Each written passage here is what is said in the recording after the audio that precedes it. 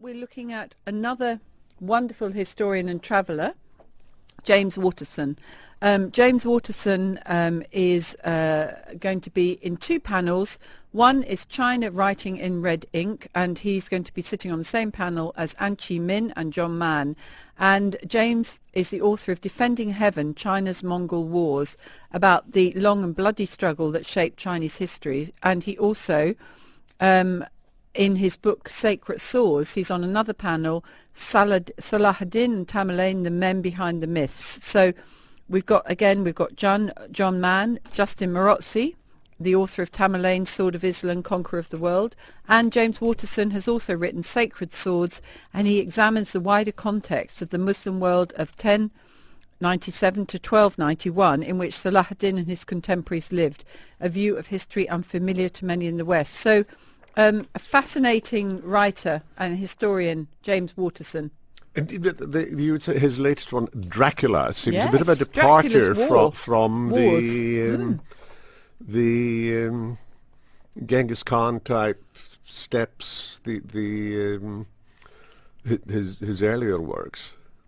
Exactly, yes, because he started off. He's got a great interest in the Song, Yuan, and Ming dynasties, and this happened at the 2009 Emirates Airline Festival of Literature, where he met Young Chang, and they were having a discussion, and he then decided to write this trilogy that covered a lot of Chinese history. So amazing what happens at a literary festival. Isn't it just?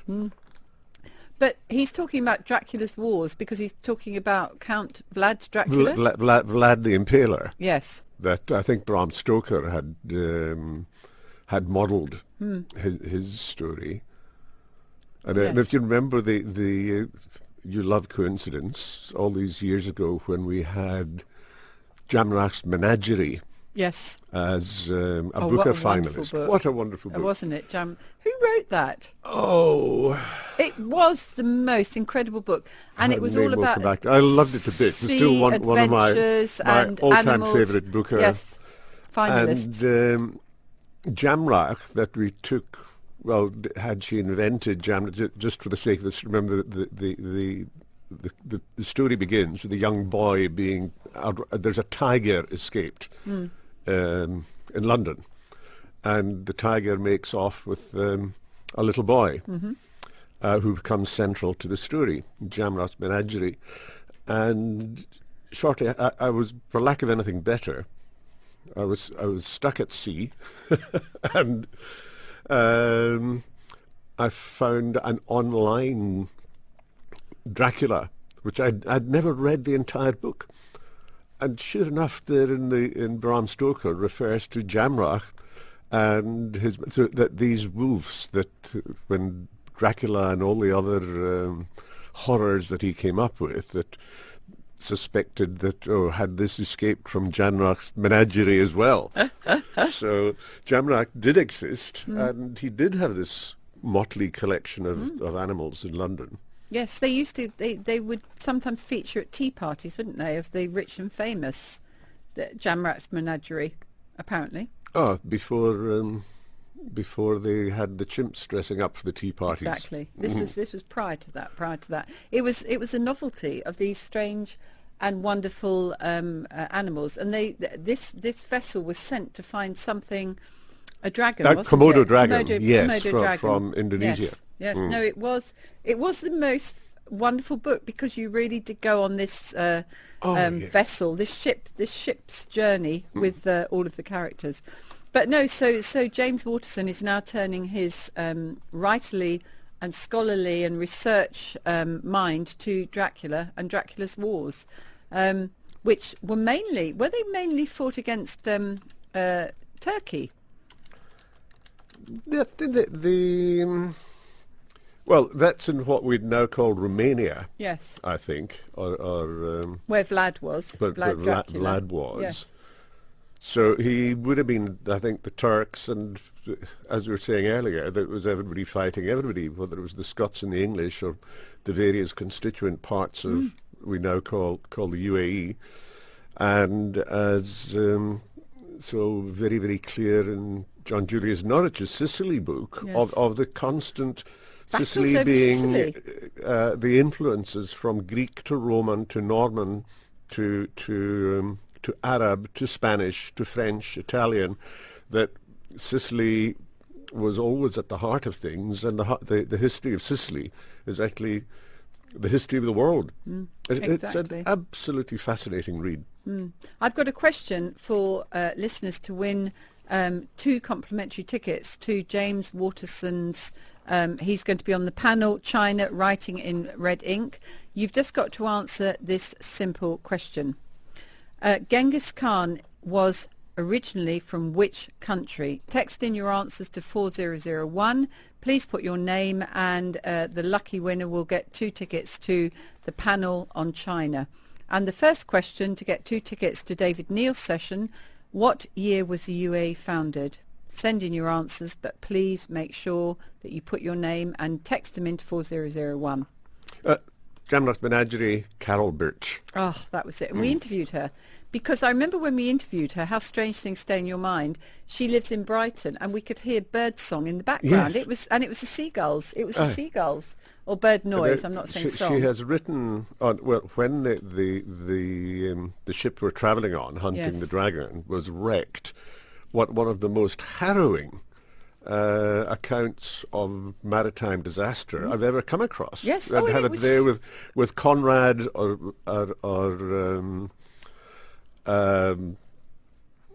Macefield or any of the great maritime writers, and says no, she gets sick on the Isle of Wight ferry. That But there she she's has imagined this next whole- to no maritime experience at all. Yes, and I don't know if she's written anything since then. Certainly nothing that has sort of come to our attention. It was because Jamrat's Menagerie was shortlisted for the Booker that we always review all of those. And thank goodness for prizes like the Booker and the Costa, because they do pick sometimes books that we might otherwise miss. Yeah, but the to my mind, they're gems like this that stick in the mind, and so often. Could you even bring to mind, well, what were the Booker finalists last year? What was the winner even? That they have their moment of glory, other than with notable It was exceptions. Marlon James with the Yes, with the Jamaica, the Bob Marley. yes, what was it, the 12 or 7? Anyway, the title. I saw Marlon James at the Jaipur Literary Festival. He was so good. He was such a good speaker, so funny, so witty. And, you know, I felt completely different about the book, because my favourite book, as you know, I kept on and on about it, was A Little Life by Hanya Yes, that Yanagihara. I was a bit underwhelmed by that one, that she was laying on the agony with a trowel. It was an agony. It was an agonising read, but it will stay with me forever. I'll never forget Jude St. Francis, who is the main character in A Little Life. But anyway, we have to agree to disagree on that. We have enough of our own Litfest Yes. contributors, and break time on us already. And we're going to be speaking directly with James Waterson after this, and ask him about Dracula and about China and about all the wonderful books that he's written. So do stay tuned. We'll be back after this. This is Talking of Books here on Dubai Eye 103.8. Welcome back to Talking of Books. I'm Isabel Abel-Hall and joined by host John MacDonald, where we're talking all things history in the lead up to the Emirates Airline Festival of Literature, which kicks off on the 1st of March, 12 whole days, 150 plus authors, 300 sessions. You are totally spoilt for choice. But wonderful to be joined on the line by James Waterson. Good morning, John. James, sorry. I'm John. That's okay, Welcome, Isabel. James. Yeah, there's a John in there too. Hiya, how you doing? I'm very well, and thank you so much for giving up some of your Saturday to be with us on Talking of Books. That's all right. I'm standing in an airport, so it's fine. Okay, well that's good. Where are you off to or coming from? I'm leaving Abu Dhabi. I'm off to Dammam in northeast Saudi Arabia to see what's going on there, and then I've got the rest of the week in Riyadh, and then out to Cyprus. Oh, right. So it's all go. That's getting around, and then head from there to Dubai for the festival, presumably. Absolutely, yeah. I've got to be back for that. Absolutely, and of course I'm flying Emirates. Of course. Oh, absolutely, absolutely. So you have a long time fascination with Chinese history. Yeah, I partly blame my wife for it, actually. Some time ago, I was looking for work in the Far East, and I was looking at Japan. It looked like a much more comfortable country to go to. And then I was speaking with the Japanese embassy about an education program, and there was an individual sitting on the right of the panel who was quiet throughout all of this. And then she said, no, you'd be much better off going to China. And I sort of ignored this I hadn't really thought about it at all. But then when I returned home to see my lovely wife, I realized that this woman that I've been living with for a number of years had an entire bookshelf full of books about China. And I was talking about the Japan experience, and she suddenly said, no, we should go to China, it'd be much better. So I was dragged along whether I liked it or not. But then once I got there, I absolutely fell in love with the country. Started off in Nanjing, teaching there for about a year and a half, and then down to Shanghai for a number of years.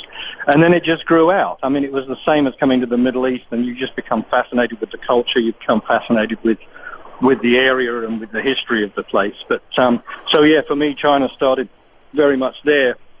In terms of language skills, I'm the weakling of the family, however. Michelle studied at Jiao Tong University, and I think that's part of China. It's a rather impenetrable country until you start to embrace the language, because it's so wrapped up. And I think that's one of the things that'll be really nice to talk with An Chi Min and John Mann about at the festival, is how the language reflects the culture so strongly. And the form of words, the use of proverbs to describe situations that you're in and the like, they come with a deep and long-lasting and long-standing cultural load, so to speak. And so I think that's part and parcel. But also the worldview of the Chinese is fascinating. You know, the fact that Zhongguo, or China, Middle Kingdom, it really does explain why Chinese culture is so strong and why it's traveled. I mean, we often think of it as an isolated country, but it's not, of course. Its influence on Japan, on Korea, on Vietnam, on Burma, countries like this, has been extensive throughout time. Not really copycat, but adaptation. So the cultural output's actually been massive, and I think it also reached a perfection of cultural civilization very, very early compared to so many other cultures in the world. So yeah, it's fascinating, and it'd be so good to be able to talk. I'm sure a lot of people dispute Gavin Menzies, I'm not sure how I pronounce his books on Admiral Zheng He. His predating Columbus. Oh, the trips to Zanzibar and the like, yeah. Yeah, that he had even been in the Middle East. And I think, Isabel, you would confirm this, that the Arabic for Egypt is the same as the Chinese for Egypt is much the same as the Arabic for Egypt. Well, the Arabic for Egypt is Masr. I don't know what it is in Chinese. Is that the same, James? Al-Mazur is in the Arabic. Okay, so it just means the state, I think, doesn't it, in Arabic? Yes. But, I'm not absolutely sure in Chinese, and the reason for that is, and this one made me laugh some time ago, there was a fake map that came on the market that claimed to be from Zheng He's time, but it was very clear that the Middle East was marked as Zhongdong, meaning literally Zhong, Middle, and East. And the Chinese never refer to the Middle East in that way at all, because, of course, it's actually west of China. Yes, well, this is it. And actually, so very obviously it's fake. So the Middle East is really a wrong term, isn't it?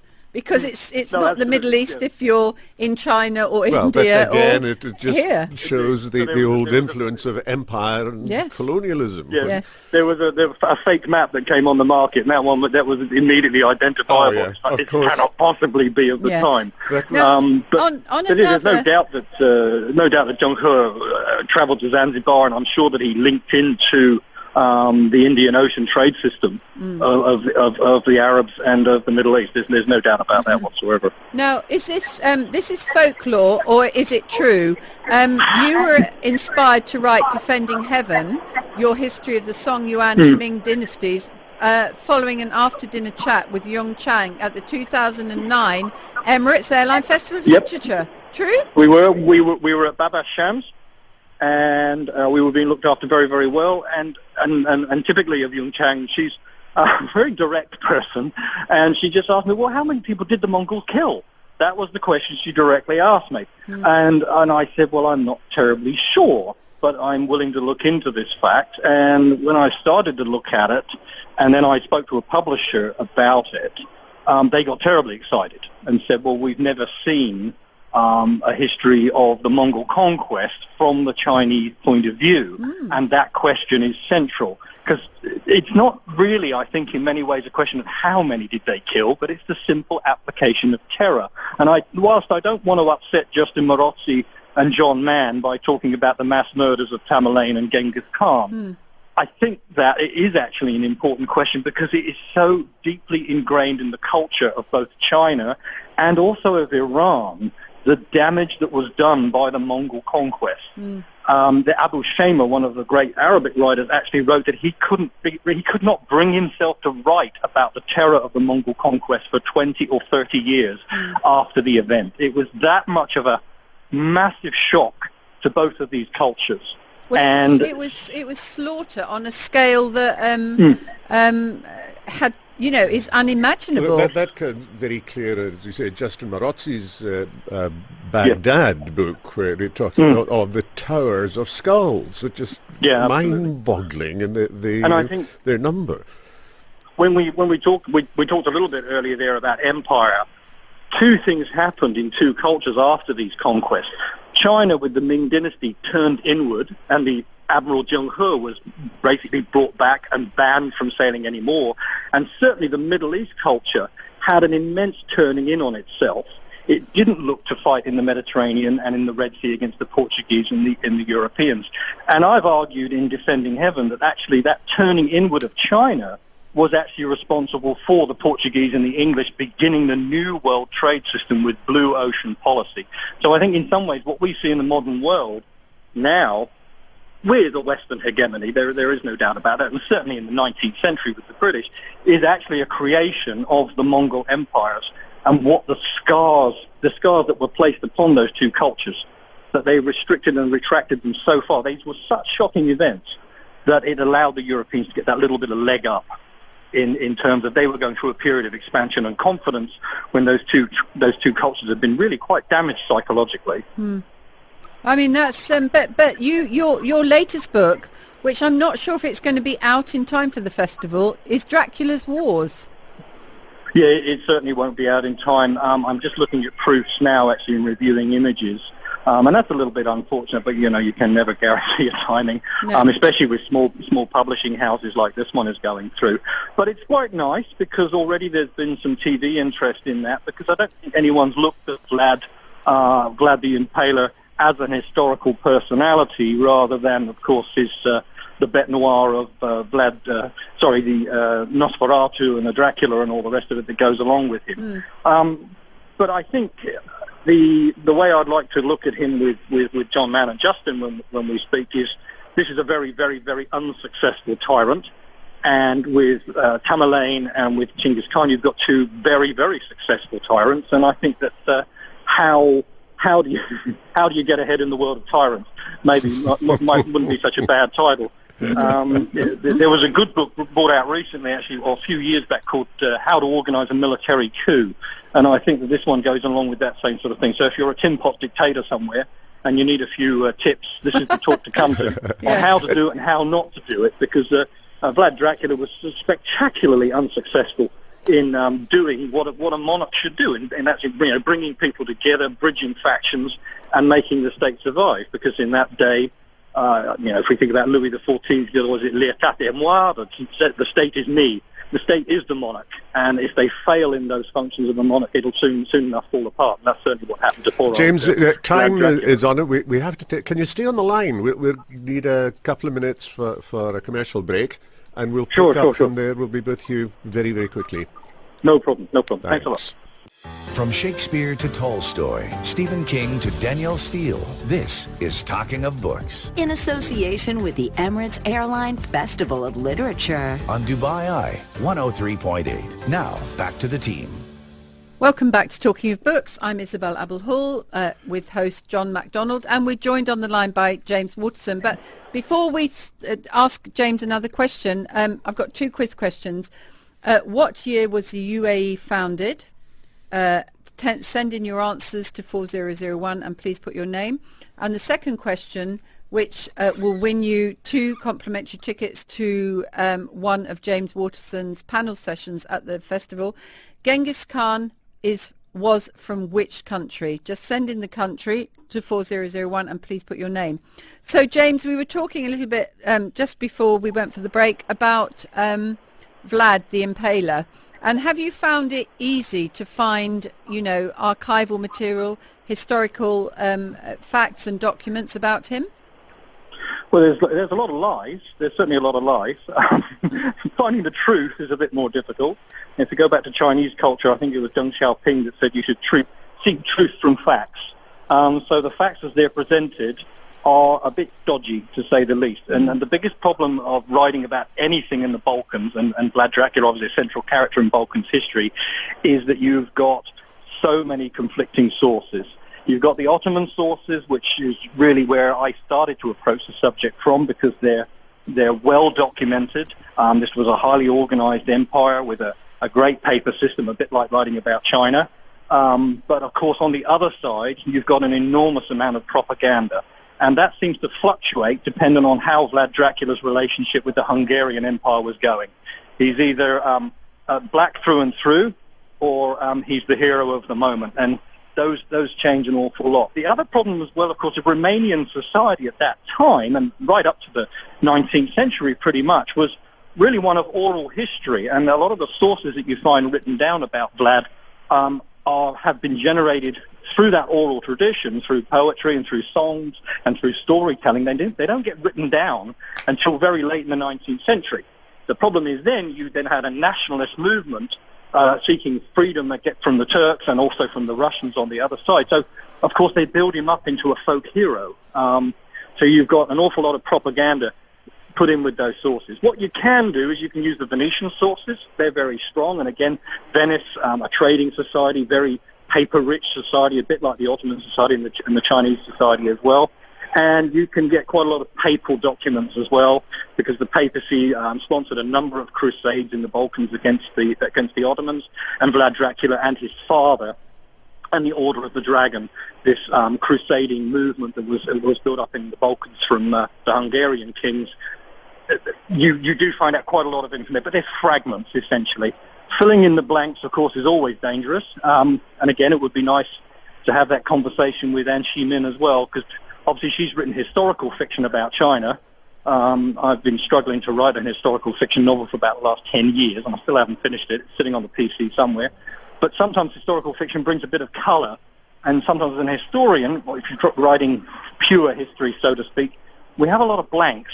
They can be intriguing, but you mustn't overwork it. You've always got to have that caveat that we don't really know, but the trends of what, for example, a young gentleman in this period in the Balkans, this is the kind of introduction to kingship he would have had, as we know from other sources. So you've got to fill in a lot of blanks, a lot of fragments, but yeah, he's a dark and difficult character to track down, to say the least. Yes. Isn't it that he was a bit inept as a tyrant, yet he somehow sticks in the mind as perhaps the name Vlad the Impaler, and I've seen various woodcut drawings of his victims impaled on their spikes. So, well, to be kind to the man for a moment, if we can, a lot of that is Saxon propaganda, because the Germans, or the Saxon Germans, had moved extensively into the Balkans, and they'd taken up a position above Romanian society where they actually had access to all the trade that was coming through the Black Sea routes through the Ottoman Empire. So they were making an enormous amount of money. Now, Vlad went to war with the Saxon communities under a banner of Romanian or Transylvanian nationalism, and he did extensive damage. I mean, he did do terrible things to the Saxons, there's no doubt about that whatsoever. But, of course, the Saxons were plugged into that whole German architecture of the print. The printing press had just begun, of course, in Europe at this time. Movable print had just been introduced by Gutenberg, or would be within a few years. So the propagation of that story across Europe became extensive, literally, because of the printing revolution.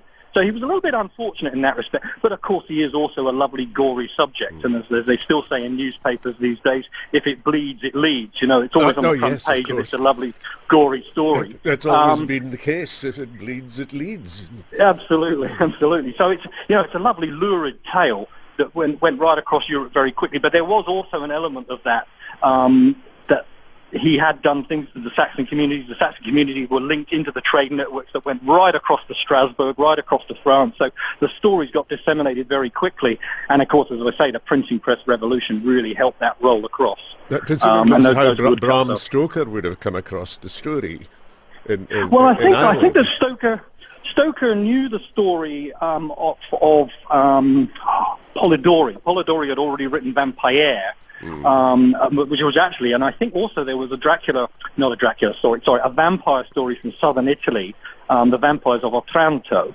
But what happened, I think, was Stoker started to look at the myths and the like of what they call, in fact, vampires in Romania are called strigoi, and they're sort of put in with woodland creatures and woodland spirits and the like. And then, interestingly enough, one of Vlad's protégés was of the Bathory family, and there's a famous story of Elizabeth Bathory. She did exist, and she definitively and definitely bathed in virgin's blood every day, or young women's blood, in order to keep herself youthful. So I think that once he'd got plugged into that whole folklore of the vampire and the like, this was the person he wanted to attach it to. And I wonder if Stoker saw Castle Polneri, which is the Castle Dracula of legend, up there in the mist, and that was what inspired him to attach it to Vlad. Yeah, well, I wonder if it was that. Yeah, I think the thing is that we are fascinated with Vlad the Impaler, Dracula, the fact, the myth, whatever, and I think it will be a really fascinating session. So, James, safe travels today on Emirates, and we look forward very much to welcoming you to the festival. And you're on two brilliant panels, one about China and with a focus on China, and then the other one, Salahuddin, Tamerlane, and Vlad the Impaler. So it will be very, very interesting to find out the facts and the myths about these great characters from history. Yeah, we're talking about legends, but we're sitting on the stage there with two legends, aren't we? You know, Justin Morossi, John Mann, and Chi Min. But for me as well, to see John Julius Norwich in the flesh, so to speak, this is going to be superb. Yes, it really is. We are so lucky. The lineup, including you, James, it is. We have got some serious sort of historians and public figures who will be at the festival. So see you then, and safe journey. Goodbye. Thanks ever so much.